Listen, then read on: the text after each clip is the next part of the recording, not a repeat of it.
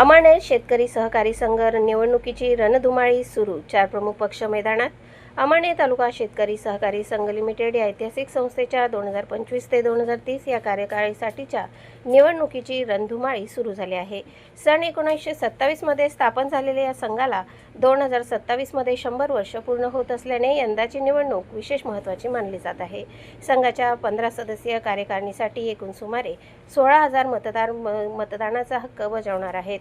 निवडणुकीत काँग्रेस, शिवसेना, राष्ट्रवादी काँग्रेस आणि भाजप या 4 प्रमुख पक्षांनी जोरदार तयारी सुरू केली आहे। मातब्बर नेत्यांनी अर्ज दाखल केल्यामुळे निवडणूक अत्यंत चुरशीची होणार असल्याचे चित्र आहे। जागा वाटपानुसार जनरल गटासाठी 5 जागा, सोसायटी गटासाठी 5 जागा, राखीव महिला 2 जागा, इतर मागासवर्गीय 1 जागा, अनुसूचित जमाती 1 जागा तसेच विमुक्त भटक्या जाती जमातीसाठी 1 जागा राखीव आहे।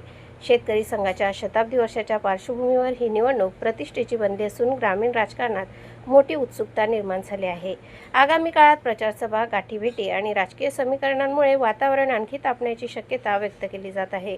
प्रतिनिधी संतोष पाटील सह स्वराज्य न्यूज, अमळनेर।